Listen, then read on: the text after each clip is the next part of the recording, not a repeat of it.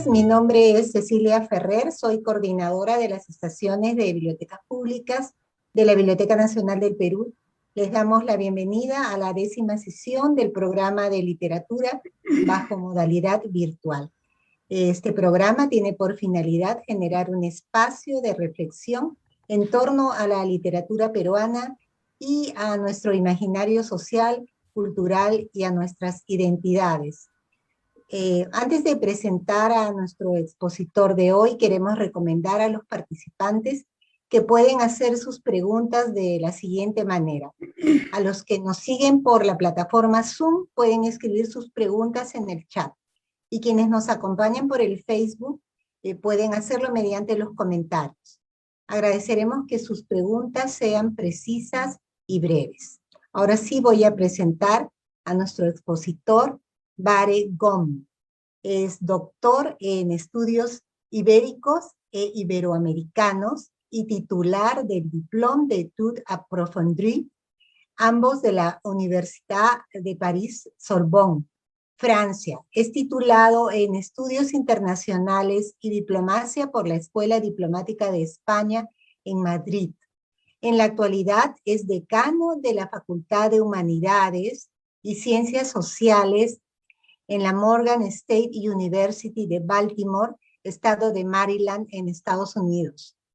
En el año 2002 fue becado por la Comisión Fulbright para llevar a cabo un trabajo de investigación sobre la experiencia negra en el Perú.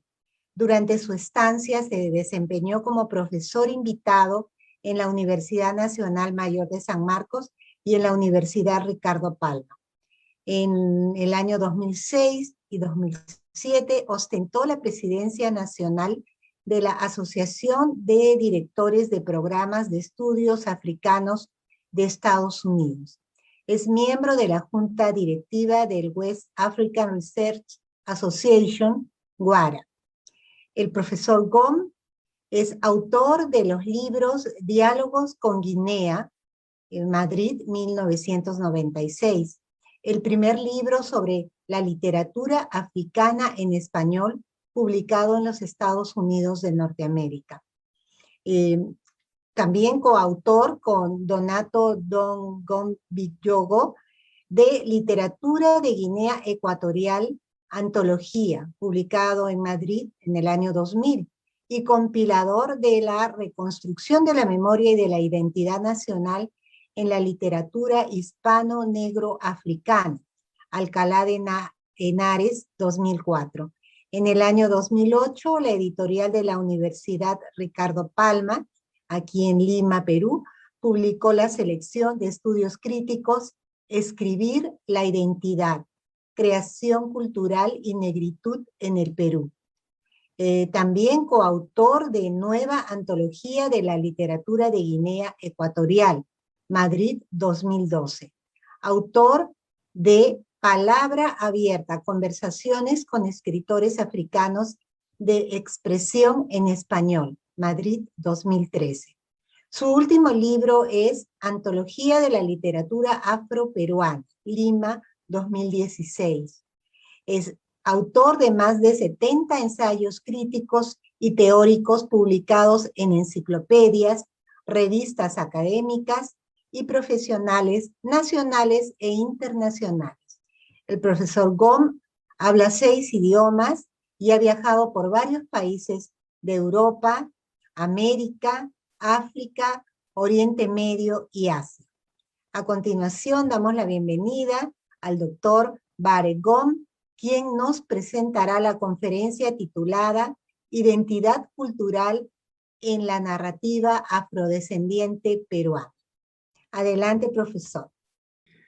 Bueno, primero quisiera empezar esta presentación dándole las gracias al director de la Biblioteca Nacional del Perú, al equipo de gestión cultural, investigaciones y edición nacional de la Biblioteca Nacional del Perú, y también al señor Encio Neira, jefe institucional de la Biblioteca Nacional del Perú, a la señora Cristel Bess, jefa del equipo de gestión cultural, y a la doctora Cecilia Ferrer, coordinadora de las estaciones de la Biblioteca Pública de la Biblioteca Nacional del Perú, y al señor Gianmarco, que fue el enlace, el puente, por decirlo de alguna forma. Y decirles que para mí es un gran honor y un privilegio esta invitación. Además que guardo un recuerdo muy, muy cariñoso del Perú, porque la Biblioteca Nacional, de la Biblioteca Nacional y del Perú también, la Biblioteca Nacional fue para mí un templo, un refugio durante la pasantía que tuve como becario Fulbright, y sobre todo el personal de la sede de Abancay. No conozco la de Javier Prado, todavía no he estado ahí. Así que para mí verdaderamente es como volver a casa. Entonces lo que voy a hacer es compartir mi pantalla.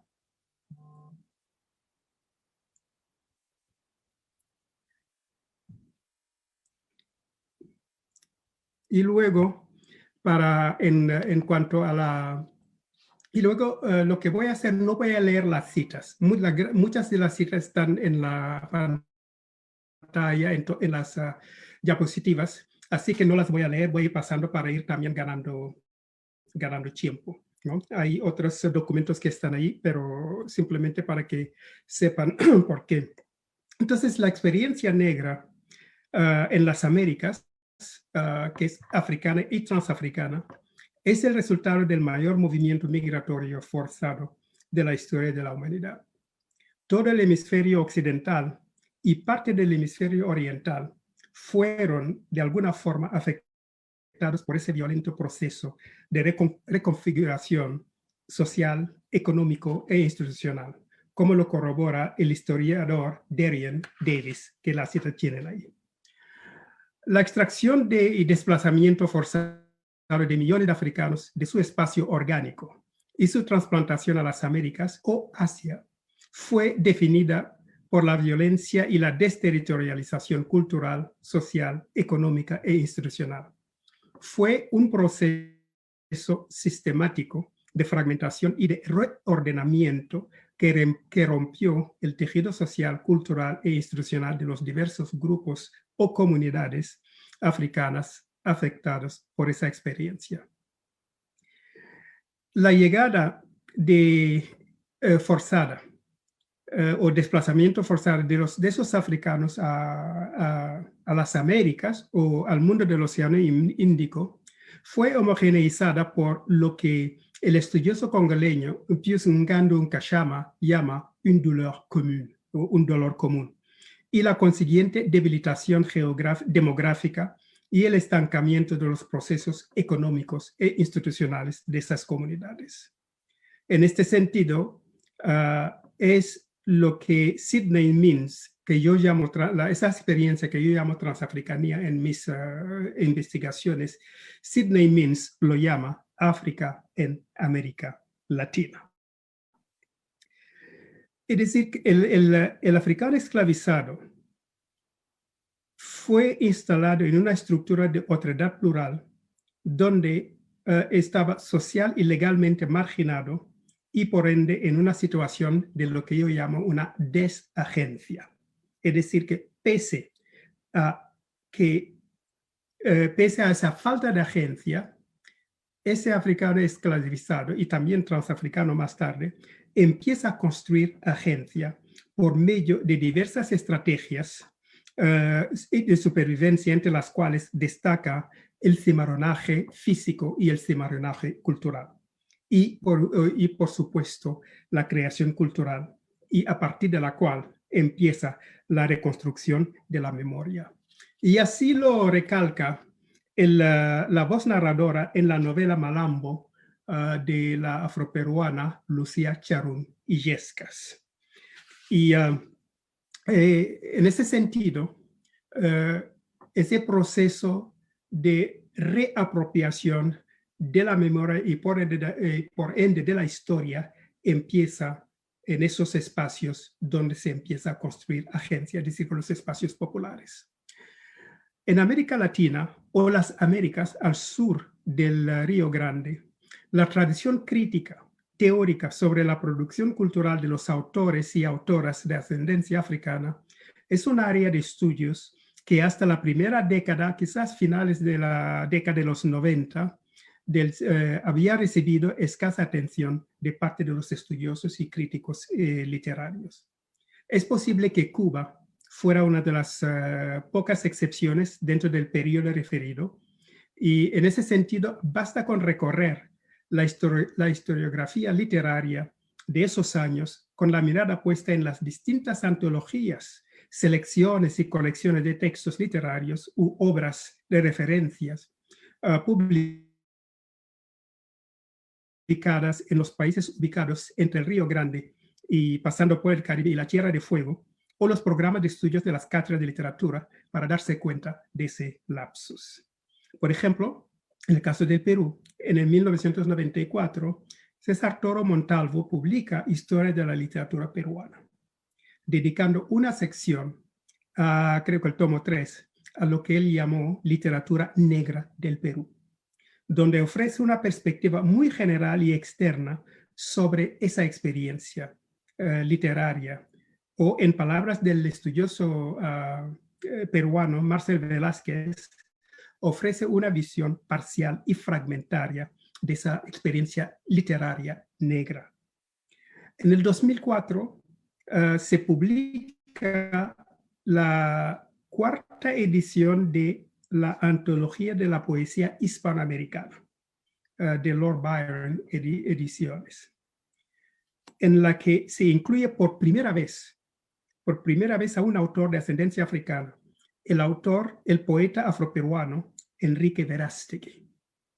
Existía entonces un gran vacío curricular y crítico sobre la historia del negro africano y transafricano en el espacio académico americano en general. Y yo cuando digo americano me refiero a Canadá, desde Canadá hasta Tierra de Fuego, no solo a Estados Unidos. Entonces, y siendo en este caso la excepción de ese vacío académico o hiato académico, era la academia estadounidense, por sus circunstancias particulares y donde mucho antes del impulso generado por la lucha por los derechos civiles de los negros estadounidenses, las mujeres y otros grupos minoritarios, ya había empezado a construirse una tradición académica a través de los area studies, con el establecimiento de departamentos de Black Studies, Ethnic Studies, African American Studies, Latin American Studies y más recientemente African Studies, e incluso nuevas áreas que han empezado a surgir o afines como Atlantic Studies o Diasporic Studies o Latinx Studies. Todas estas áreas de estudios también tienen alguna conexión. Entonces, esa es la excepción estadounidense, donde la academia empezó a echarle una mirada crítica y académica a ese espacio.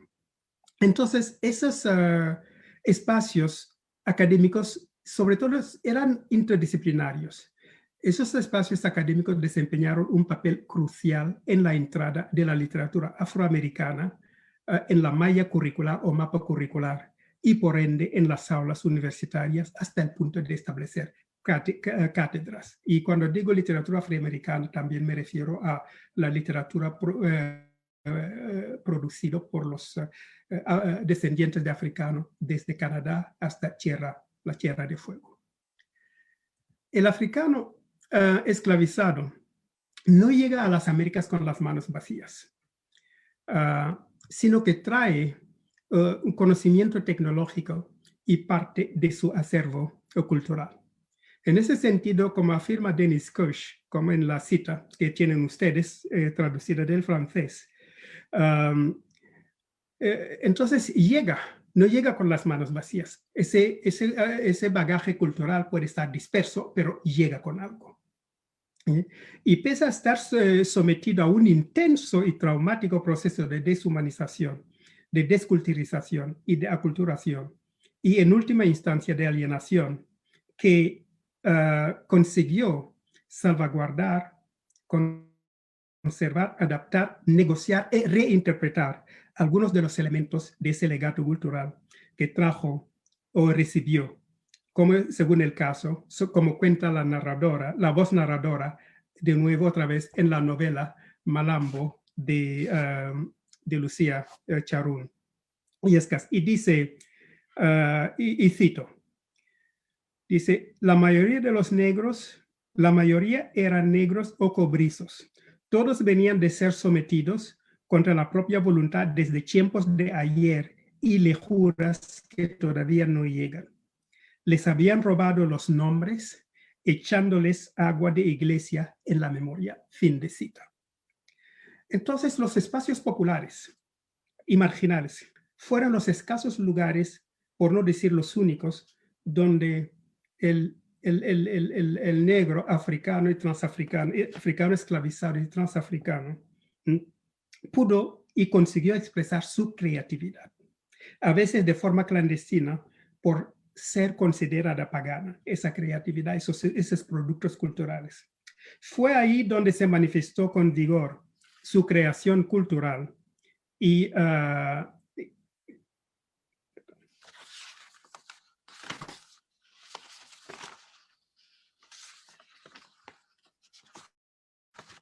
fue ahí donde se manifestó, perdón, es que me he perdido un poco en su creación cultural. Y en última instancia, las diversas formas de saberes científicos, abstractos, culturales y políticos que generan. Sin embargo, esa práctica inicial, basada en la oralidad, no es una práctica monolítica ni rígida, sino que es dinámica, dialogante y tiene su propio sistema de representaciones que le permite generar y crear saberes científicos y abstractos, imágenes y metáforas que son integrados en una estructura que le confiere unidad a los significados semánticos. Es lo que Mamoudzou Diagne llama la dialectique de l'oralité, la dialéctica de la oralidad, que él define en la cita que tienen ustedes enfrente. Entonces, lo que hace el africano, el transafricano en este caso, es apoyarse, usar ese capital cultural, ese caudal y capital cultural en la mayoría de los casos, y transmitirlo a través de múltiples expresiones de la oralidad. Y esos mediados por el anonimato, como la música, el cancionero popular, los cantos de trabajo, bailes y ritos ancestrales. Y en ese sentido, en la novela Malambo, el personaje de Thomasson Bayumbrosio usa la pintura como forma de expresión. Usa la pintura para expresar, para formular su rebeldía. Es decir, que Thomasson Bayumbrosio ve en la cultura otra forma de contar su propia realidad.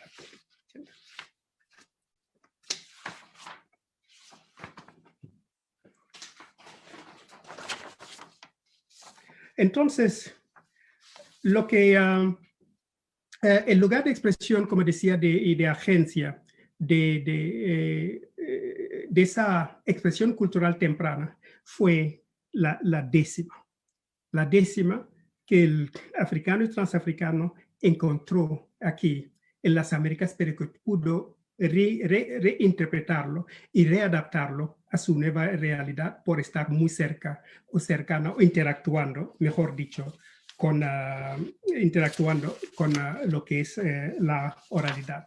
Entonces, la décima tuvo su lugar de expresión en lo que el crítico, el estudioso peruano, Daniel Macio llama la ciudad cantada.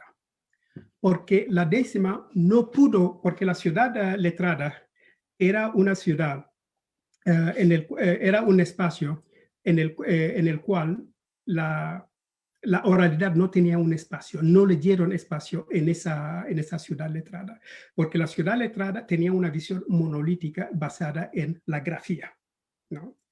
Entonces, como afirma Daniel Macio, Es en el ámbito de la literatura popular y oral donde la décima adquiere definitivamente una dimensión mucho mayor. Prácticamente ha devenido uno de los soportes fundamentales del decir poético popular. Y es en ese espacio donde se inserta, digamos, se ubica la creación o la producción cultural del negro y del transafricano. Es decir, que es cuando la décima inmigra a la imprenta, como dice en palabras de Daniel Matthew, cuando empieza a aparecer en la ciudad letrada, pero en espacios periféricos, porque ni la institucionalidad cultural oficial peruana, ni las grandes casas editoriales, instituciones clave en el establecimiento del llamado canon, y en procesos muy importante en los procesos de visibilización cultural, habían demostrado un interés particular alguno en la literatura afroperuana desde esa plataforma basada, desde esa lógica de la oralidad, como lo dijo, como lo afirma o lo sostiene, mejor dicho, Mamuse Yan. Por lo tanto, la selección de los textos que hace la ciudad letrada verdaderamente no tiene en cuenta esas plataformas basadas en la lógica de la oralidad. Por lo tanto, si bien algunos estudiosos peruanos como Fernando Romero, Wilfredo Capsoli, Estuardo Núñez o activistas y autores como el profesor José Campos Dávila o artistas y también escritores como Nicomedes Santa Cruz o incluso Victoria Santa Cruz se habían incursionado en el campo de la creación literaria a partir de los años 70 del siglo XX, el testigo no fue recogido inmediatamente. Pasó mucho tiempo antes de que las miradas se volcaran de nuevo en esos proyectos culturales que el ilustre estudioso peruano Antonio Cornejo Polar llama otras alternativas existenciales. Y precisamente es dentro de esas otras alternativas existenciales donde se enmarca la producción cultural de lo que el ilustre profesor Estuardo Núñez llama literatura peruana de la negritud. Las obras de Sor Úrsula de Jesús y del protomédico limeño José Manuel Valdés, 1767-1844, representan un eslabón muy importante dentro de la historiografía literaria de las Américas y del Perú. Digo, de las Américas y del Perú. Porque desde un punto de vista cronológico, la tradición literaria de los transafricanos en general arranca del siglo XVII con Sor Úrsula de Jesús, una esclava negra donada, moza de una dama principal que sirvió 28 años en el convento Santa Clara de Lima. Y digo, arranca hasta lo que revelen, porque aquí tengo que actuar con prudencia, hasta lo que revelen más investigaciones, pero hoy en día se puede decir que esa tradición literaria nace en el Perú, porque Sor Úrsula de Jesús se empieza a publicar en el siglo XVII. Y la que se creía que era la primera mujer negra que había publicado en las Américas, Phyllis Whitley, publica en el siglo XVIII. Y los cubanos, Plácido, principio del XIX, Juan Francisco Manzano, el esclavo poeta, también 19. Entonces, vuelvo a insistir, hasta que encontremos nuestras investigaciones, o lo que yo llamo la arqueología literaria, produzca nuevos resultados, se puede afirmar, obviamente, desde la prudencia, que es en el Perú donde se origina esa producción cultural. Pero entonces todo parece indicar que con la publicación de su diario íntimo, donde Sor Úrsula de Jesús relata sus experiencias espirituales, y se incursiona a través de una voz mística que nos llega mitigada y fragmentada. Entonces, todo parece indicar que es ahí ella inicia esa tradición literaria, aunque sea desde una perspectiva mística. Pero su lugar de enunciación es un espacio interno y cerrado, el convento. Por lo tanto, su producción cultural, verdaderamente su texto no llega a la ciudad letrada. El convento está dentro de la ciudad letrada, pero es un lugar cerrado. Y encima, la ciudad letrada es un espacio patriarcal, hay que decirlo y reconocerlo. Por lo tanto, su producción cultural, su diario como texto, no tenía cabida dentro del espacio patriarcal hegemónico colonial, cuya percepción y representación de la mujer blanca y criolla en primera instancia se apoyaba en parámetros que la definían como un ser periférico, fragmentado y vulnerable, entre comillas. La estudiosa Nancy Van Duysen, que tradujo y editó el libro bajo el título de Soul of Purgatory, The Spiritual 17th Century Afro-Peruvian Mystic, Úrsula de Jesús, resalta la presencia de la oralidad y dice, está claro que hay una mezcla de oralidad y de tradición escrita. Más allá del carácter místico del diario, de la voz, mejor dicho, el diario ofrece lo que Émile Zola llamaría tranche de vie, es decir, que trozos de vida, sobre la heterogeneidad de la sociedad colonial limeña. Es decir, que aparecen frailes, monjes, esclavos negros, criollos, blancos, mestizos e indígenas. Es decir, que pese a producir ese texto tan valioso, dentro de ese espacio último de Jesús, la voz de Úrsula de Jesús verdaderamente carece de legitimidad dentro de ese espacio, como digo, muy patriarcal.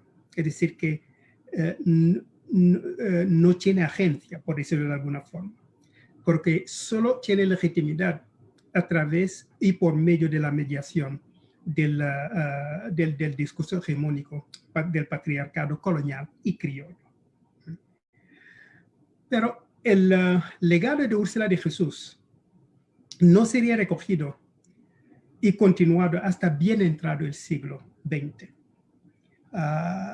con la aparición de autoras de ascendencia peruanas, de ascendencia africana, como Margarita Cotito, la poeta Margarita Cotito, Maritza Joya, Mónica Carrillo, o Lucía Charon Illescas o Delia Zamudio, ambas novelistas.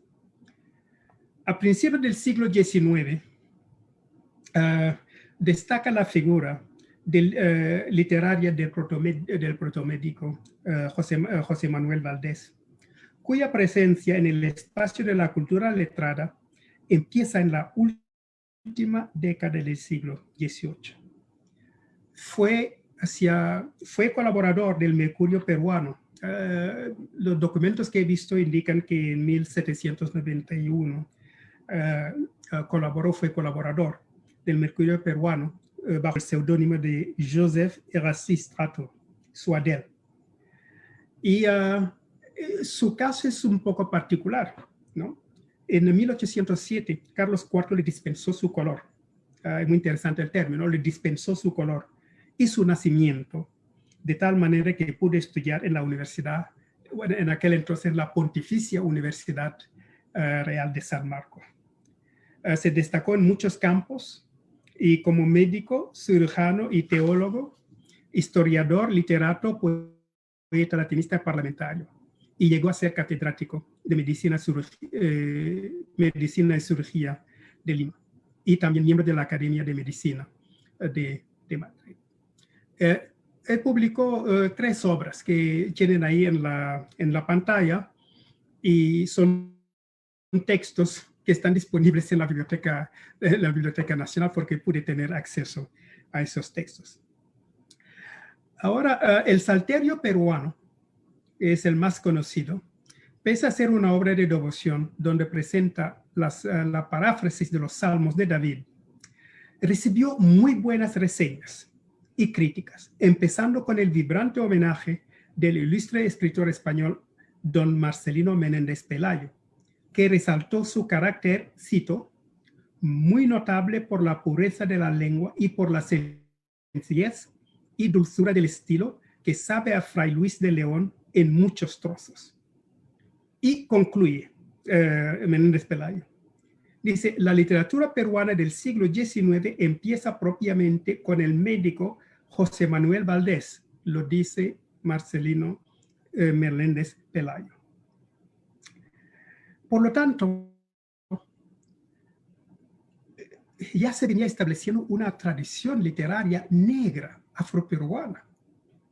Y decir que con José Manuel Valdés, la negritud, la literatura de la negritud, como lo llama Estuardo Núñez, se convierte en una literatura transnacional porque traspasa las fronteras y llega a Europa, aunque quizás en un espacio muy limitado, pero llega. Es decir, que tenemos un precedente transnacional en la literatura afroperuana en el siglo XIX.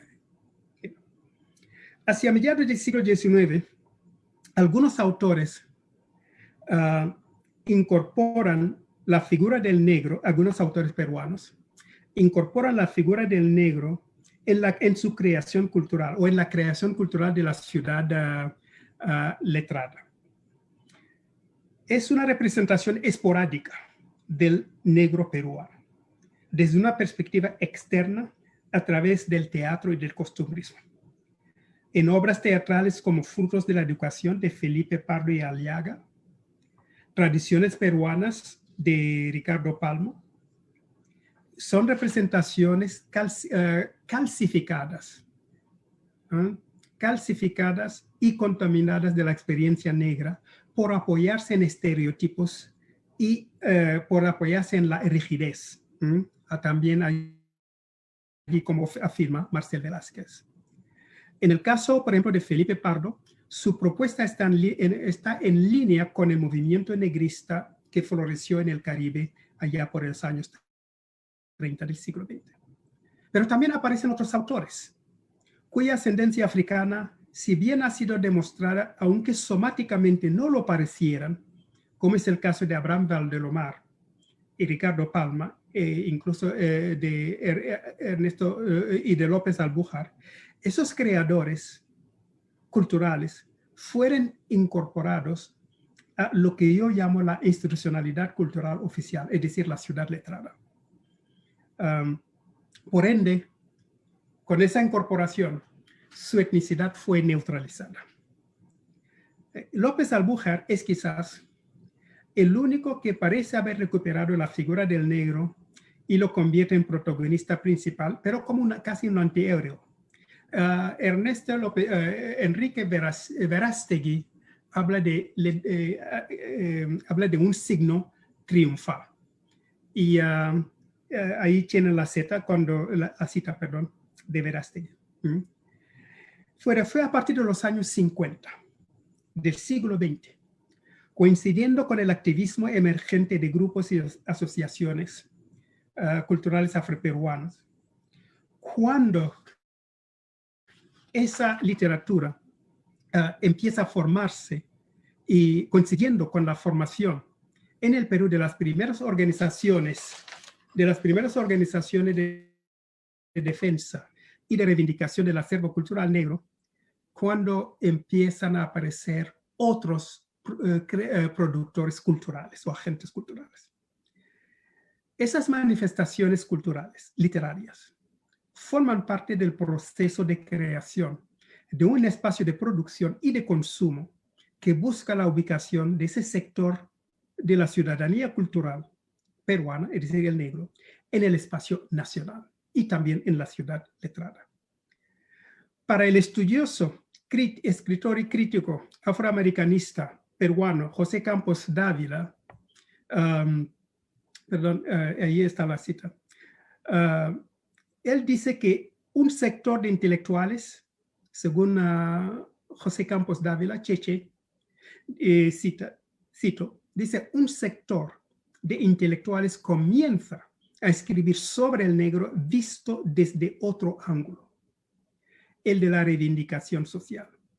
Y otros trabajaron el área de la literatura tratando de presentar la situación real de la población negra. Fin de cita.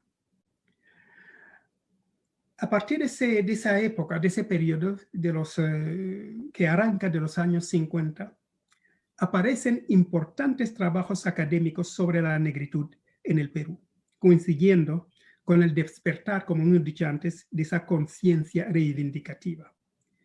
Y también como el resultado del eco o de los ecos del movimiento de la francófono parisino, de la negritude, que nació en París en los años 30 del siglo XX. La producción cultural de decimistas como Nicomedes de Santa Cruz, Juan Urcariegui García y Antonio Morales Charum se pueden situar dentro de ese proceso de recuperación y de afirmación de la afroperuanidad. Pero de todos ellos, entre ellos destaca el polifacético Nicomedes de Santa Cruz Gamarra, que llegó a conocer a Leopold Sédar Senghor y que viajó a África, y volveré sobre ese punto más en adelante.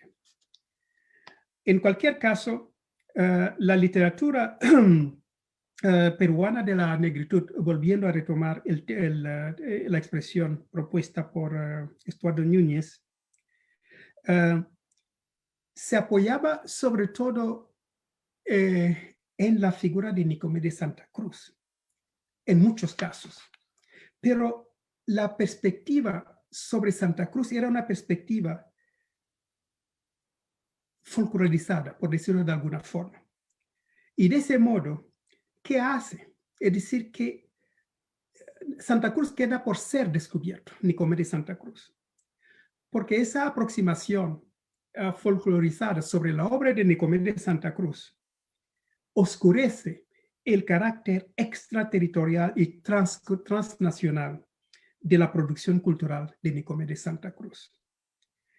Es preciso volver a examinar y por usar la expresión de Jesús Chucho García de Venezuela, es preciso desfolclorizar el proyecto cultural de Nicomedes de Santa Cruz, porque fue un productor cultural comprometido, sensible con los problemas de su época, tanto a nivel nacional, regional, como internacional. Se elevó, desgraciadamente eso no lo pueden ver, está muy pequeña la letra, no sé cómo se ha empequeñecido, pero el caso es que se elevó y denunció el sistema del apartheid en África del Sur. Ahí se refleja en poemas como Johannesburg, o poemas como a los caídas como África, a los caídas de Sharpeville, Sudáfrica, a los caídas de Sharpeville. Supongo que muchos de ustedes recordarán la masacre de Sharpeville.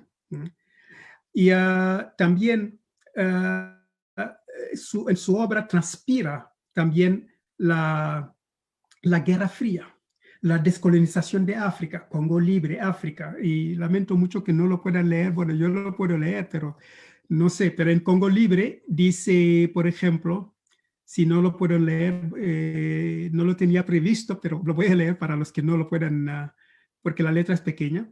Por ejemplo, como digo, se comprometió con el panafricanismo, con el movimiento de los no alineados, con la Guerra Fría, ¿verdad? Y con el movimiento de descolonización. En Congo Libre dice, yo he visto blancos nacer en condiciones iguales. Y sus tropiezos de ayer se consideran normales. Mi Congo congolecito, que Congo tiene por nombre, hoy día es solo un negrito, mañana será un gran hombre. A las montañas mi tumba, llegará su altiva frente, y el caudaloso Luluaba tendrá el sanguíneo torrente. Sí, Congo, y no supongo. Entonces, eso habla de un momento clave de la historia de África, la independencia del Congo, y Patrice Lumumba, que él menciona en algunos de los programas. Entonces, esa vertiente de la obra de Nicomé de Santa Cruz necesita mayor atención. Y no solo eso, además, Nicomé de Santa Cruz fue el único escritor peruano que participó en el Festival Mundial de las Artes Negras en los años 70, que visitó la Universidad de Dakar. También fue el único, y visitó el primer centro de altos estudios afro-iberoamericanos de África, en la Universidad de Dakar, que ahora se llama Cheikh Anta Diop. Nicomé de Santa Cruz fue el único autor peruano que visitó Guinea Ecuatorial, el único país de África donde se habla español. Y a raíz de esa visita, escribió, para esa visita fue ahí para participar en el primer Congreso Hispanoafricano de Bata. Bata es la capital del río Muni, que es la parte continental de Guinea Ecuatorial, ¿no? Que se celebró en 1984. Y a raíz de esa visita escribió 2 poemas, África, vuelvo a ti, y Guinea Ecuatorial. Entonces, esa es esa vertiente de Nicomé de Santa Cruz que precisa otra mirada. Y de hecho, en 1975, el poeta afroperuano Enrique Verástegui destacaba la influencia de Nicomé de Santa Cruz como músico, no solo como músico, sino también como organizador, gestor cultural y activista político. No solo, y que fue el primer, estoy citando a Verástegui, el primer afroperuano, ¿no?, que tuvo esa visión a nivel nacional y ese impacto. Pero durante ese periodo también, aparecen otros escritores como José Campos Dávila, Cheche y otros autores de esa generación, Antonio Galvez Ronceros, Gregorio Martínez, y que cito a Cheche Campos. Esos autores que acabo de mencionar, cito, abrazan la negritud e insertan la negritud en el mundo académico insertan en el mundo académico universitario la temática negra. Eso es muy importante. ¿Ah? Eso es muy importante porque, pero ahora, eso hasta cierto punto, además del activismo, se puede entender, porque los 3 autores que acabo de mencionar son profesores de universidad. Son profesores de universidad. Entonces, aquí lo que voy a mostrar simplemente las tapas de los libros, porque es muy importante ver cómo son. Son profesores de universidad. Pero lo que hacen esos autores, Gregorio Martínez, Antonio Galvez Ronceros y Cheche Campos, es lo que hacen es intentan dar una visión alternativa y real y sin contaminación de la transafricanía peruana, desde la perspectiva de la experiencia personal y colectiva misma de los protagonistas. O en palabras del estudioso y crítico senegalés Mohamedou Kane, dice, representan, estoy traduciendo del francés literalmente, dice que representan un testimonio desde dentro, una pintura del aspecto profundo de las tradiciones y del espíritu de las civilizaciones negras. Y aquí vamos a cambiar civilizaciones negras por cultura afroperuana. Fin de cita. Entonces, simplemente quiero volver a repasar las obras. No son todas las obras, he elegido las que obviamente es muy arbitrario mi elección, las que considero más representativas para mí, ¿entiendes? Y entonces, con lo que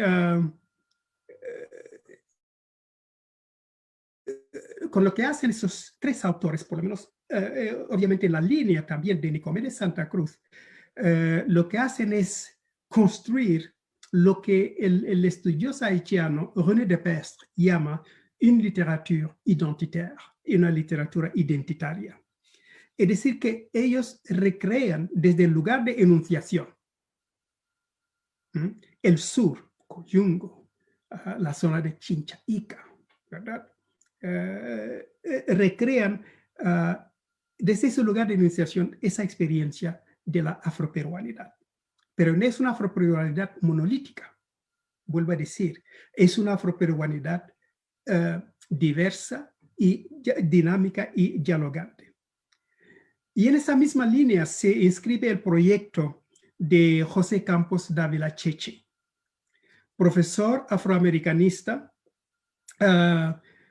y de renombre, autor prolífico.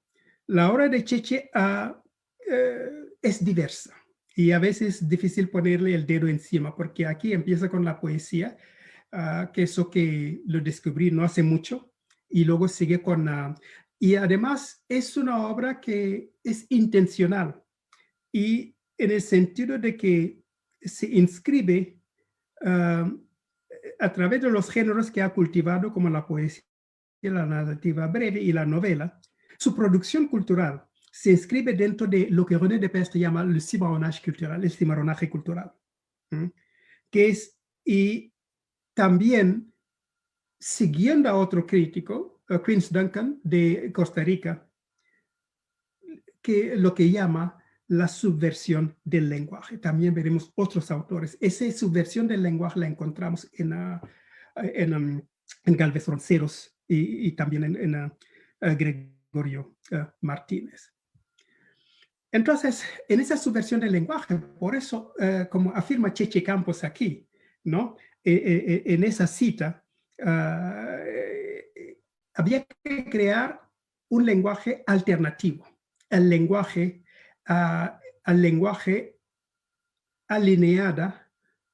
alineado, con lo que el profesor Victorien Lavoux llama la mémoire assignée, la memoria asignada. Es decir, que es ese lenguaje asignado por la Real Academia Española de la Lengua. Entonces había que crear esa otra lengua, el lenguaje, esa otra forma, esos otros modos de transmisión para decir esa realidad. Y entonces, otra parte de la obra de Cheche Campos que se adentró en un área que es la gastronarrativa, ¿verdad? Como con ese libro Ahum, ¿no? Un libro que tiene mucho paratexto, aquí recurriendo un poco a Genet y luego también a la novela. Y en esa misma línea se sitúa también Máximo Torres Moreno, Majustomo, el poeta chalaco, afrochalaco, como se llama. La poesía de Máximo Torres también se apoya mucho en esa subversión del lenguaje. Se enmarca, es decir, que reinventa el lenguaje, o dicho de otro modo, él desterritorializa el lenguaje para volver a reterritorializarlo por medio de una reterritorializarlo lingüística y espacialmente. Digo espacialmente porque Máximo Torres juega con el espacio, ¿no? Entonces esas son algunas de sus obras y algunos de su poesía. Cuando digo juega con el lenguaje, tienen ustedes aquí una muestra de la poesía de Máximo. Es decir, que él lo que hace es se dedica a construir una voz poética distinta, un nuevo lenguaje, singular, original, partiendo de lo que él llama mis vivencias no muy disimuladas. La subversión de las normas lingüísticas, como pueden ver aquí, y también aquí, en este. La subvención de las normas lingüísticas, estilísticas, estructurales y, como no, temáticas, ha llevado a algunos críticos a tildar el estilo del autor chalaco de desaliñado. Es pues una interpretación errónea, porque, como he dicho, es una producción cultural dinámica y dialogante. No es una producción cultural fosilizada, que se apoya en los clásicos y que sigue a los clásicos. Es una producción cultural que busca su propia voz y su propia identidad, como pueden ver en estos, ¿no? Entonces, Máximo, sin embargo, es un obrero del verbo, como lo suele llamar, no le gusta. Su verbo es trabajado con parsimonia, delicadeza y paciencia, pero siempre apartándose, o mejor dicho, rebelándose contra las normas establecidas. Y los efectos rítmicos son importantes elementos que contribuyen a estructurar el discurso poético de Majusto. Entonces, como pueden ver aquí en Tata Tata, es decir, que es un buen ejemplo de eso. Entonces, también, como en las siguientes diapositivas, los juegos tipográficos, geométricos, originales con efectos visuales, es lo que define precisamente esa subversión del lenguaje en Majusto, como tenemos aquí. Y otra autora muy poco conocida, bueno, por lo menos excepto en algunos círculos muy especializados, que puede ser San Marcos, ¿no? Es la novelista Delia Zamudio.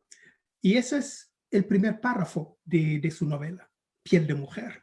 Entonces te cautiva y lo único que uno quiere es seguir, ¿no? Seguir leyendo. Cuando yo la entrevisté hace años, durante mi pasantía, le hice una pregunta sobre esa novela y dijo que yo la escribí desde el hígado. Yo no tenía ni idea lo que quiere decir eso, porque a pesar de que yo sea chalaco, todavía estoy aprendiendo peruanismos, ¿no? Pero luego me lo explicó, ¿no? Entonces, son textos que verdaderamente necesitan más espacio, ¿no? Necesitan que se les preste más atención. Y luego otro poeta, otro creador cultural polifacético también, Leonzo Bueno, que es poeta, es narrador y también es ensayista. Es de origen obrera, mecánico de profesión, activista social, escritor, con una gran y fuerte conciencia política. Y es más conocida por su obra poética, pero fue sobre todo autor de muchos ensayos en la prensa limeña, es decir, que ahí hay un tema, no sé si hay estudiantes de maestría o de licenciatura ahí, aquí tienen una mina de oro académica, sobre todo a la hora de hacer investigaciones sobre literatura afroperuana, ¿no? Es decir, que aquí se puede hacer, como dije antes, arqueología literaria, buscar y encontrar esas otras alternativas existenciales, como dijo Conejo Polar, ¿no? Poeta proletario, poeta del Arenal, ¿no? Trabajó la migración, sobre todo en sus textos aparecen la migración. Entonces, como ven ustedes, es una obra bastante prolífica, ¿no? Entonces no he puesto toda su obra, he puesto los que he considerado que me llamaban más la atención. Y otro autor también que ha pasado muy partido de la crítica es Manuel Moreno Gimeno. Es el gran desconocido también de la literatura afroperuana. Su etnicidad no se transparenta ni transpira en sus versos. Pero es un poeta que bebe de la tradición romántica y simbolista. Es decir, y vanguardista también. Es decir, que si se le rasca un poco se ve esa vanguardista. Y bueno, me queda muy poco tiempo, así que voy a ir un poco más deprisa.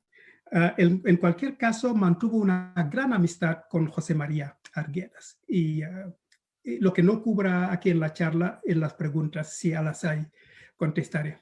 Y luego otro autor, poeta, ensayista, sofisticadas de donde más, hasta más no poder, si me permiten usar la expresión, Enrique Verástegui. Verástegui es poeta y también es filósofo, y esa filosofía penetra su obra. Y si bien fue un activista de la afroperuanidad, ¿verdad?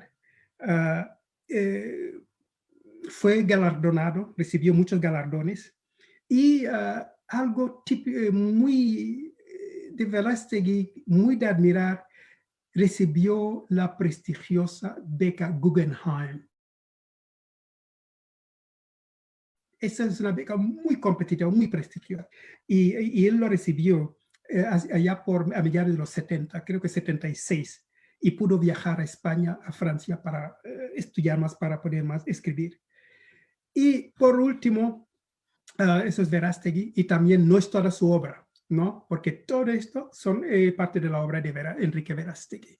Entonces, aquí también estudiantes, estudiosos tienen una mina de oro para sus investigaciones. Y otro autor muy poco conocido también es Amaronay. Amaronay es su nom de plume. De su verdadero nombre es Javier Hurtado Vizcarra. Amaronay no se lo conoce porque su proyecto cultural y vital transcurrió en la Argentina. Es donde vivió. Él vivió, él produjo, él produce, crea desde la extraterritorialidad, que es esa extraterritorialidad que es la Argentina. Él digamos, emigró a la ciudad de Córdoba, donde se convirtió literalmente en un foco de irradiación cultural. Animó la vida cultural, fundó revistas y se convirtió en el centro. Entonces, es un autor muy prolífico, como podrán ver, todo eso. Y todo eso no es su obra. Volveré a pasarlo rápidamente. Y entonces, hay muchos autores afroperuanos que se han quedado al margen de lo que Pierre Bourdieu llama le champ littéraire. Entonces, son ellos los que voy a pasar rápidamente para que vean su obra. Son decimistas como Hildebrando Briones, López Soto, Fernando Ojeda, David Alarco, Octavio Santa Cruz, Juan Ucariegui, narradores como del norte, como Abelardo, Abel como lo llaman, otro narrador, Jorge Arevalo Achá, Octavio Santa Cruz. Entonces, Luis Fernando Vidal fue profesor universitario, también muy poco conocido. Poetas como Margarita Cotito, mi mamá, y obviamente esta obra la he mencionado, pero la he puesto aquí para que vean la traducción inglesa de Malambo. En cualquier cosa, lo único que quiero decir, concluyendo, uno de los grandes obstáculos o mayores escápulos de la literatura afroperuana es el acceso a las obras. Es muy difícil conseguir esas obras, excepto esos tres, quizás Gregorio Martínez y Antonio Galvez Ronceros. A todos los, al resto, y quizás Lucía Charón. Pero para el resto es como un recorrido del combatiente, como se dice en francés, para ir a encontrar esas obras. Yo he tenido la suerte, la gran suerte de beneficiarme de la gran generosidad de esos escritores peruanos. Son muy generosos. Muchos me han regalado libros y me han dicho dónde podía ir a conseguir los libros. Entonces, se trata aquí de una peruanidad plural. Esa peruanidad plural precisa rescatar lo que el crítico, lo que el autor y poeta, lo que el poeta afrodominicano Blas Jiménez Abreu llama la voz perdida. Esa voz que se fue con los estereotipos culturales robados, la misma voz que tantas veces hemos perdido. Y esa voz es la voz de muchos escritores afroperuanos, porque la peruanidad como afirma Desmond Morton, refiriéndose a otras circunstancias, ¿no? Tiene o debe tener un pasado que tiene más de un punto de vista. El punto de vista no puede ser monolítico, ¿no? Es un punto de vista plural. Gracias por su atención y espero no haberme excedido.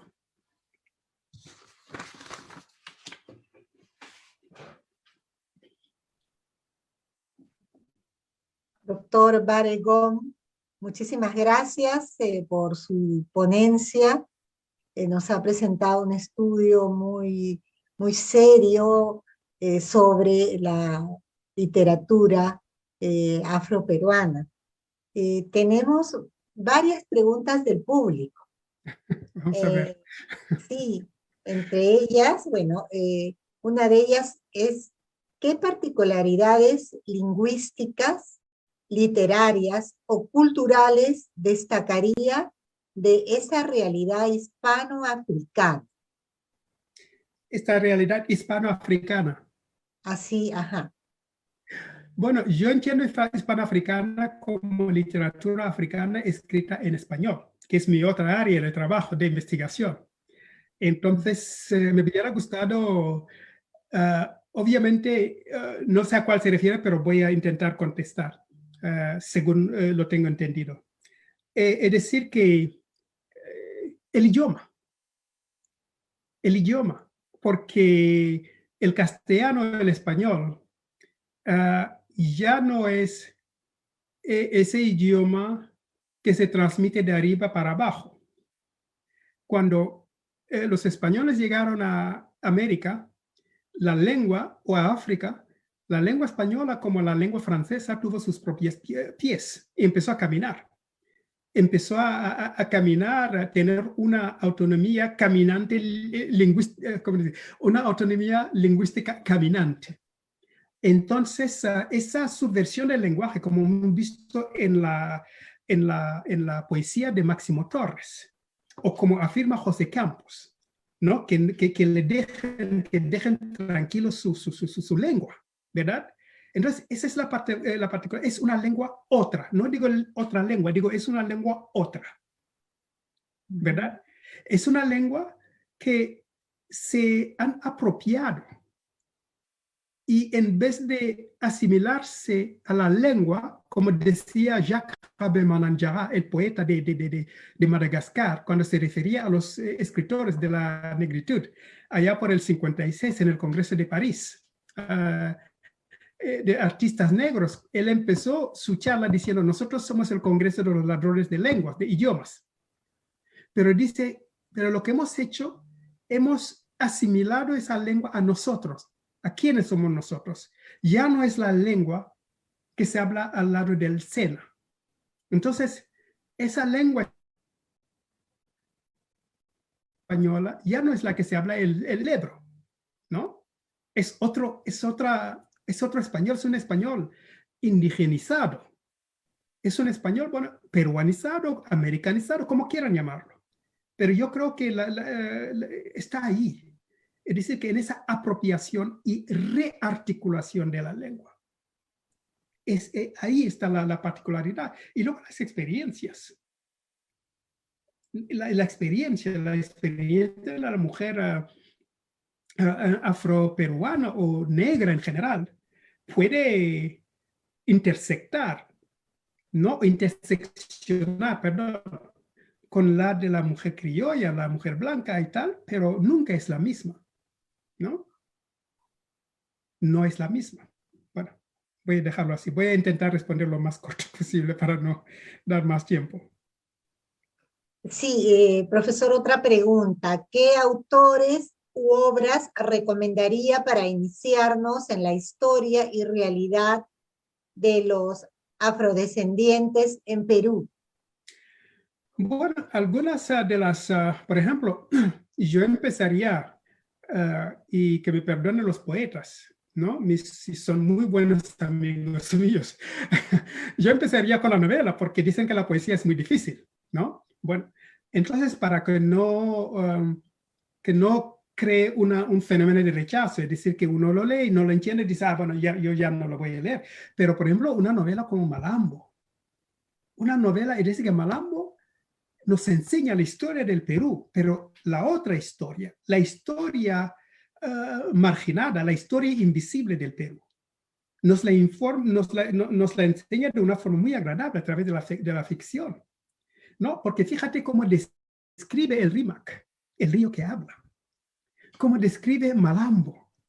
¿Cuántas personas limeños, incluso ahí, porque la Biblioteca Nacional, bueno, la antigua sede, no está lejos del Rímac? No. ¿Cuántos se han paseado por Malambo sin saber que estaban pisando tierra santa, cultural, por decirlo de alguna forma? Obviamente una tierra con dolor, pero que está estrechamente unida a la afroperuanidad. Delia Zamudio, por ejemplo, su novela nos habla de esos espacios donde marginales y cómo la gente sobrevive en espacios donde todo lo tienen en contra. Y luego, bueno, las narraciones, por ejemplo, las narraciones de Techeche Campos, son textos muy breves, como Las negras noches del dolor, para educar hombrecitos, etcétera, etcétera. Todo eso son formas, y luego ya ir adentrándose en la poesía. Ahora hay poetas que son difíciles, como Verástegui. Verástegui es como escalar el Himalaya, ¿no? Por decirlo de alguna forma, pero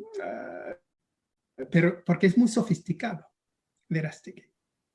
Y entonces yo puedo recomendar a esos, pero verdaderamente es una producción cultural muy rica, muy variada, y es como llegar a momentos como un menú, es decir, que uno elige y no puede elegir mal. Por lo menos ahora yo estoy hablando desde una perspectiva interesada cuando digo eso, pero es así como lo siento. Cualquier texto que uno elija, pues es un texto que le va a dar mucha satisfacción. Profesor, precisamente hay una pregunta sobre Enrique Verástegui. ¿Cuál es su valoración sobre el aporte de Enrique Verástegui? ¿De qué manera encaja y de qué forma amplía el concepto de lo que conocemos como literatura afroperuana? Sí, es decir que Verástegui es, como digo, a ratos es muy difícil de encajar, ¿verdad? A ratos es muy difícil de encajar, pero es un poeta exquisito.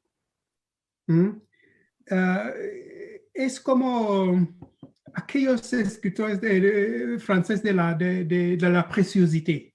Es decir, que él conoce la lengua, él la manipula, la moldea como quiere. Entonces, si uno quiere una obra militantemente, si me permite,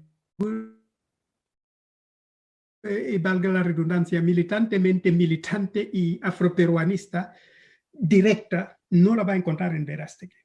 Verástegui toma, ¿cómo se llama? Giros, o no atajos, no va directo.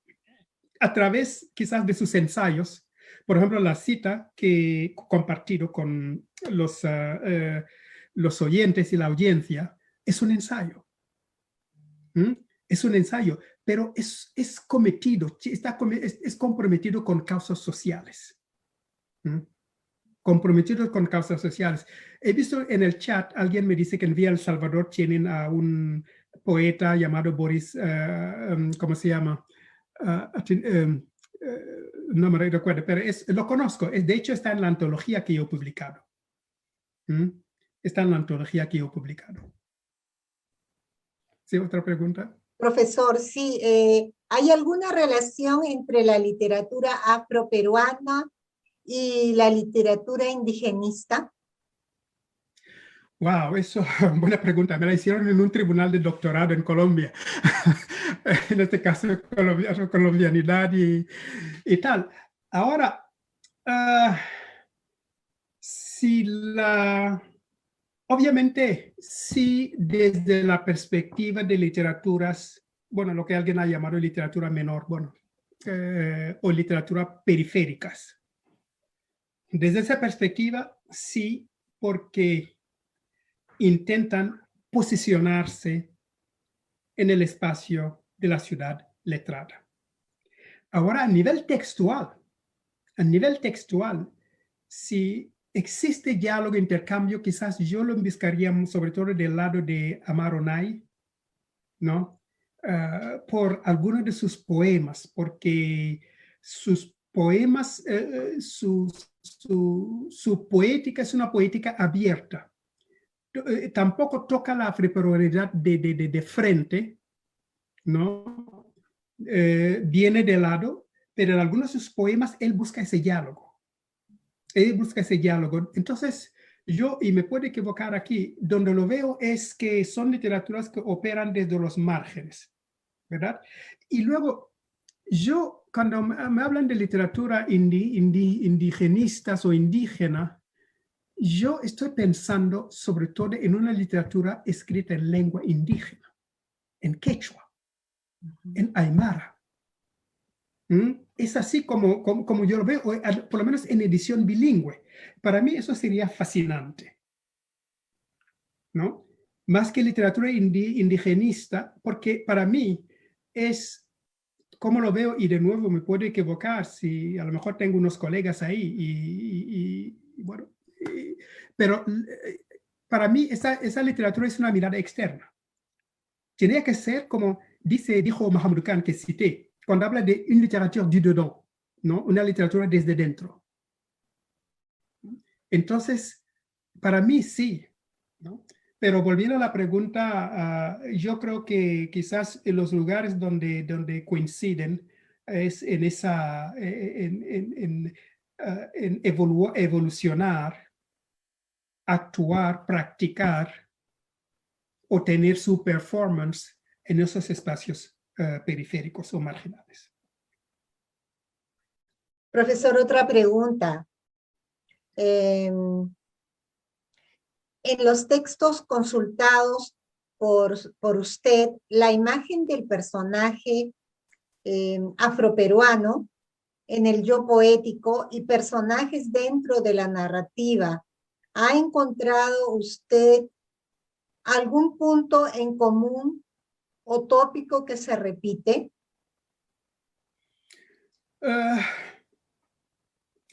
Bueno, en Máximo Torres, por ejemplo, ese lenguaje diferente, el ritmo, esas onomatopeas que forman parte de ese discurso lírico, y esas onomatopeas que están en la línea de lo que Nicolás Guillén de Cuba llamó la gitanjáfora, que cuando lo oyeron dijeron que no tenía sentido. Pero lo que en el caso de Majustomo, lo que hace es precisamente crear ese ritmo, porque hay que, volviendo atrás un poco, porque cuando Mamou Seyane, que cité, habla de la logique de l'oralité, la logique de l'oralité no es solo lenguaje verbal comprensible.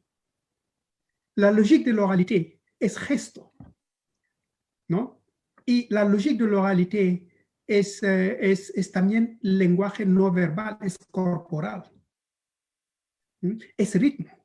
Entonces, en ese sentido, sí. Ahora, en temas recurrentes, pues Galvez Ronceros. El lenguaje de los personajes por ejemplo, Monólogo desde las tinieblas. Es decir, que uno no puede decir, sobre todo cuando el lugar de enunciación es el mismo, un escritor no puede levantarse, obviamente tiene la magia de la pluma, puede hacer todo lo que le dé la gana, porque es el dueño, o ella es la dueña de la pluma.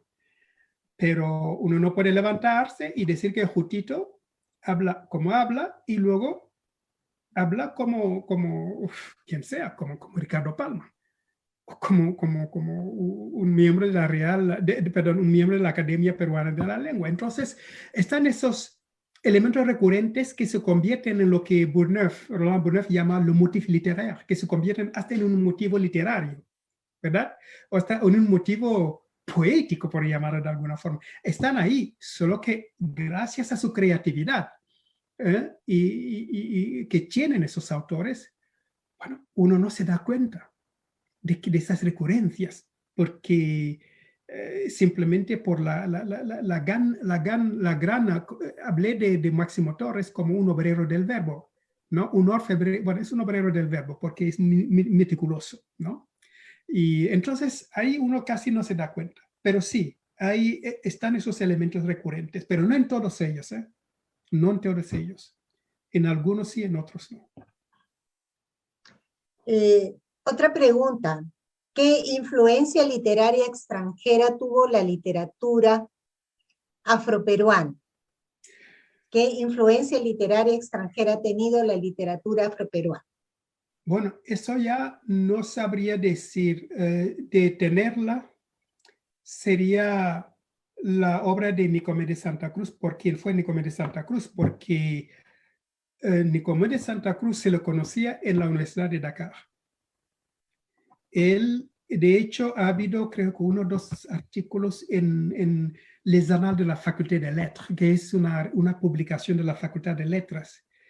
Y él tenía contactos a raíz de su viaje a Senegal para asistir al Festival Mundial de las Artes, porque hay que tener en cuenta de que el Festival Mundial de las Artes Negras lo organizó Léopold Sédar Senghor, que era el presidente de Senegal, y Senghor era poeta.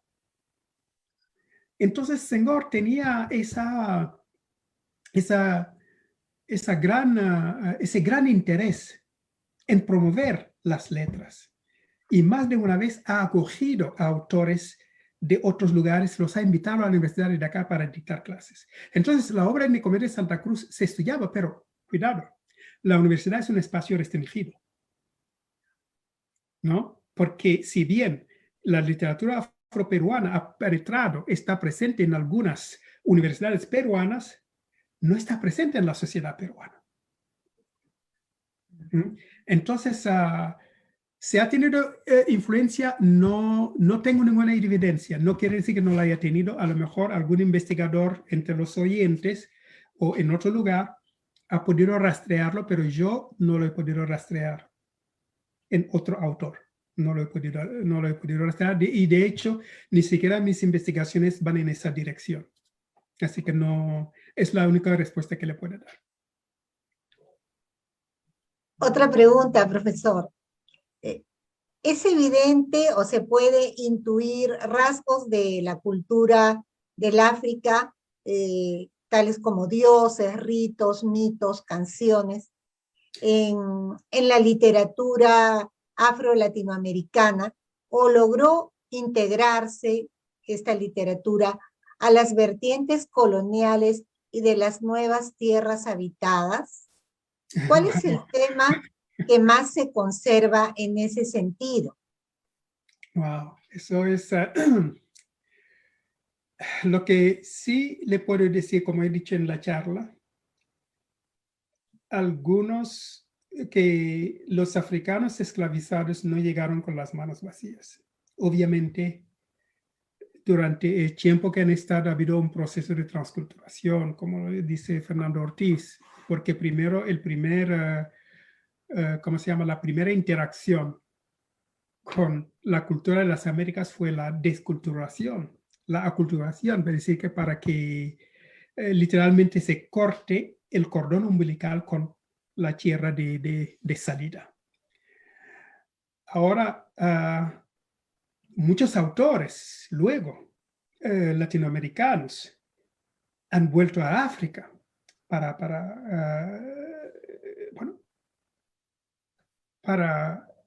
ir al origen, para descubrir el origen, ¿no? Entonces, cuando yo hablo de que Nicomé de Santa Cruz fue a Dakar, a ese festival, también estaba Zapato Olivella, estaba Preciados, estaban muchos. Entonces, eso fue un retorno, como dice en el poema de Nicomé de Santa Cruz, África, vuelvo a ti. Y la transafricanía, como lo llamo, o la experiencia negra en las Américas, no es estática, es dinámica, ¿no? Porque si vemos, y es dinámica y dialogante, porque negocia y renegocia, porque la identidad es eso, ¿no? Hay negociaciones y hay renegociaciones, porque cuando se dice un autor negro, porque muchas veces en mis investigaciones yo hablo de escritores peruanos de ascendencia africana, ¿verdad? Porque son peruanos, ¿no? Pero luego tienen una ascendencia africana. Entonces, esa peruanidad está ahí. Pero luego ya tienen su identidad étnica dentro de la peruanidad. Entonces, no cabe duda de que ha habido incorporaciones. Ha habido incorporaciones de África. Ha habido, por ejemplo, si Máximo Torres habla en su poesía, se refiere a los orishas, se refiere a las mamiwata, se refiere a la isla de Gorée. Es decir, que todo eso son conexiones fijas con África. Y no solo eso, pero además está desde... ha habido un movimiento en Estados Unidos que todavía sigue de afroestadounidenses que están retornando a África, sobre todo a Ghana. ¿Por qué Ghana? Porque bueno, Ghana era unos puntos de salida, porque está el castillo de Elmina. Entonces está ese intentar reconectar. Y en ese intento de reconexión, ¿verdad? Siempre hay algo, siempre queda algo. Siempre se absorbe algo. Porque ese es ese es poder de la cultura. La cultura no es impermeable. Y nosotros la absorbemos. Profesora, acá hay una pregunta muy interesante. Sí. ¿Qué similitudes existen entre el discurso escrito por Sor Juana Inés de la Cruz y Sor Úrsula de Jesús? Bueno, Sor Juana fue enviada para participar en el proyecto religioso teológico colonial. ¿Verdad? Ahí está la gran diferencia, mientras que Sor Úrsula es una donada, ¿no? Que ayudaba a una dama principal de Lima. De ahí, Sor Úrsula ya entra en su posición es una posición de subordinación. Y en la de donde coinciden, quizás en parte, es que su lugar de enunciación es un espacio cerrado, que es el convento. Ahora, Sor Juana viene de una cultura letrada, de una cultura monástica, ¿no? Pero letrada. Mientras que Sor Úrsula de Jesús accede a la cultura letrada digamos, por la puerta trasera. Entonces, el único punto de convergencia, pero obviamente se puede investigar más, el único punto de convergencia es el lugar de enunciación. Pero la experiencia no puede ser igual. Ahora, Sor Úrsula entra como esclava en 1644, pero al parecer, según los documentos, en 1645 consigue la libertad, le otorgan la libertad, pero sigue viviendo en el convento, vivió ahí hasta su muerte, 28 años. Entonces, eso lo dice todo. Eso lo dice todo, porque ¿qué le esperaba en el mundo más al otro lado de las paredes del convento?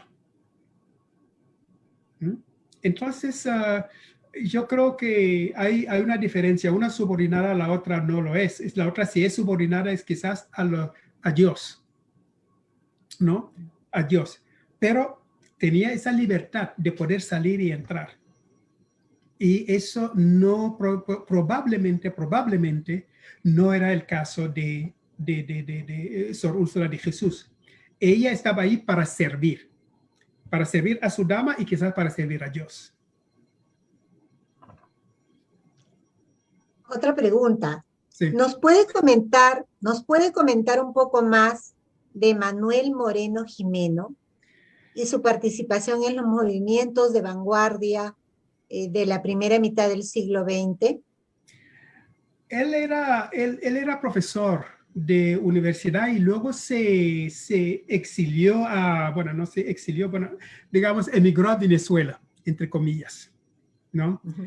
Entonces, desde ahí mantuvo, digamos, tuvo una vida un poco movimentada, por decirlo de alguna forma, pero eso no le quitó y él se caracterizó sobre todo por la búsqueda empecinada de la libertad, ¿no? Y ese compromiso por la libertad individual es un elemento central en su vida, fue un elemento central en su vida y en su poesía. Y luego explorar, ¿verdad? En su poesía esos caminos, salirse de los modelos clásicos, salirse de los moldes establecidos por la institucionalidad oficial peruana, ¿no? Entonces, ese extraerse de esa geografía y luego ir a Venezuela fue determinante, entre otras cosas, pero ya iba con una visión del mundo, una visión ideológica bien clara. Entonces, es un poeta que necesita ser investigado más a fondo. Es decir, que la relación entre la universidad y su obra. Entonces, ¿cómo dialogaban esas dos vertientes? Es decir, que un mundo formal, la universidad, y luego un mundo, digamos, que iba a lo suyo. Un mundo que iba a contracorriente. Un mundo que iba, digamos, que intentaba desconstruir la institucionalidad cultural oficial. Entonces, eso es marrón, pero es preciso sacarlo a la luz cultural, a la luz pública, a los espacios de intercambio y de diálogo cultural, ¿no? Hay que recuperar, es muy importante recuperar a todos los escritores afroperuanos. Por ejemplo, al final de mi charla dije que el gran reto de la literatura afroperuana es el acceso a los textos. Y, por ejemplo, en Colombia, hace quizás 10 años o menos, el gobierno de Colombia, el Ministerio de la Cultura, y me alegro por decirlo aquí en el templo del libro, la Biblioteca Nacional del Perú, el Ministerio de Cultura inició, es decir, que publicó, obviamente con la colaboración de investigadores, lo que se llama la Biblioteca de la Literatura Afrocolombiana. Son 18 volúmenes. 18 volúmenes de autores, autoras afrocolombianas desde el siglo, bueno, creo que 19, los textos han podido encontrar hasta ahora. Y ahora están ampliando. Yo tengo una colección de 18 volúmenes que compré en Bogotá. Y, por ejemplo, por lo menos eso es un trampolín. Es un trampolín para la difusión de esa obra. Entonces lo digo aquí,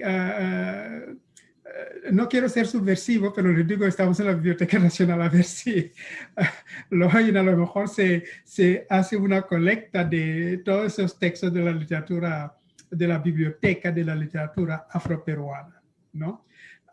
Entonces, los textos son es el mayor escollo.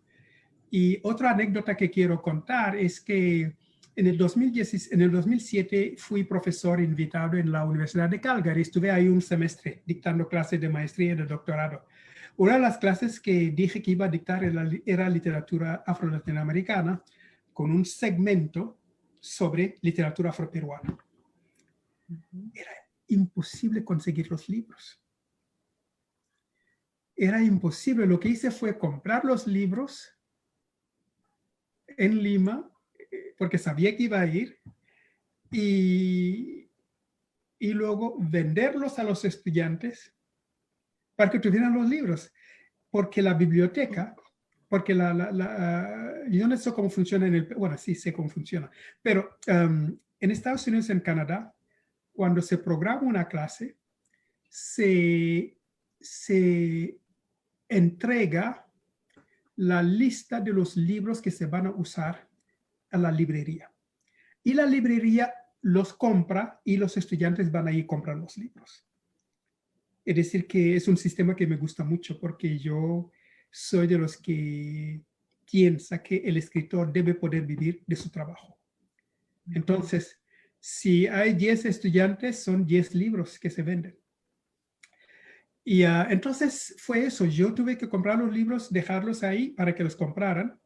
Y luego al final del semestre yo quería volver a comprar los libros, pero se negaron. Porque ¿dónde iban a poder conseguir libros de literatura afroperuana? A menos que vinieran al Perú. Y si vinieran al Perú, tampoco era garantía de que pudieran conseguir esos libros más allá de Gregorio Martínez, Galvez Ronceros y quizás Lucía Charún. E incluso Lucía Charún tampoco es tan fácil encontrar su libro, y menos aún la novela ¿cómo se llama? De Delia Zamudio. Entonces, es eso, acceso a los textos. Sí. Profesor, la última pregunta. Matalaché, la novela de Enrique López Albújar, sí. ¿Es una novela afrodescendiente, mestiza o negrista? Bueno, negrista lo dudo si basamos en la definición de negrista según se definió en base al movimiento en el Caribe. Yo lo que digo es que por primera vez un personaje negro es personaje principal, pero yo lo veo como un antihéroe. José Manuel creo que es. Pero la visión ya no es tan negativa. Como dice Verástegui, es casi un signo, se le aparece como bajo un signo triunfal. Entonces, López Albújar es el primero que nos presenta la experiencia negra bajo la luz de lo que es, bajo la luz de ese dolor común, ¿verdad? Bajo la luz de esos muchos dolores, pero el de José Manuel es precisamente seguro que se podría multiplicar. Si no es en Brasil, a lo mejor en Colombia o incluso en Estados Unidos. O sea, aquí no digo que le metan en una olla de jabón hirviendo, ¿no? Pero aquí mismo donde estoy sentado en Baltimore, el último linchamiento tuvo lugar a 2-3 horas de aquí, en los años 30. El último negro que lincharon. Entonces, como ve, ese dolor común, es decir, que está ahí. Está ahí, y luego para los que siguen las noticias han visto lo que está pasando con la policía, con los jóvenes afroestadounidenses, ¿no? Entonces, López Albújar lo que hace es precisamente empezar a darnos una visión menos calcificada, menos romantizada dentro del dolor, pero empieza a darnos una visión alternativa, no del negro solo, pero de la sociedad colonial. Espera, muchísimas gracias. Hizo lo mejor que pude para contestar. Nos están escuchando y siguiendo desde Puno, desde Cusco, Piura, Chimbote, en el Perú, y desde el exterior tenemos saludos de Valparaíso, en Chile, desde Huancayo, desde Arequipa. También tenemos saludos de Bolivia. Muchísimas gracias, profesor Baregón. Ha sido realmente una esclarecedora conferencia, una de las mejores también. Gracias. En este ciclo. Muchísimas gracias. Un placer. Ha sido un honor, un gran privilegio, un gran honor para mí poder intercambiar y dialogar con todos ustedes y los de aquí y los que no han podido hacer una pregunta. Para mí fue un honor, verdaderamente un sumo honor. Y muchas gracias por la invitación a la Biblioteca Nacional del Perú y a usted, profesora, por haber moderado esa mesa. Mi más profunda gratitud. Muchísimas gracias, profesor. Muchísimas gracias. Yes. Y se quedaron muchas preguntas en el tintero. Y bueno, antes de concluir con la sesión de hoy, les comentaremos que todas estas sesiones están siendo grabadas y se colgarán próximamente en las redes institucionales de la Biblioteca Nacional del Perú, en Facebook, en YouTube y en nuestro podcast. Al público que ha asistido hoy, agradecemos su participación y los esperamos en nuestra próxima sesión del miércoles 28 de abril, fecha en la que el profesor Freddy Roncaya presentará la conferencia Guámbar y la poesía quechua contemporánea. Asimismo, les comunicamos que desde el jueves 8 de abril está abierta la convocatoria para publicar en nuestra emblemática revista Fénix, revista de la Biblioteca Nacional, en formato digital, y ya pueden enviar sus artículos y trabajos originales. Finalmente, los invitamos a continuar siguiendo todas nuestras actividades culturales virtuales y les recomendamos que continuemos todos con las medidas de precaución. Usar mascarilla, usar protector facial, lavarnos continuamente las manos y mantener la distancia física. Muchísimas gracias por su participación. Muy buenas noches. Sí, profesora, una cosa. Alguien me ha pedido mi correo.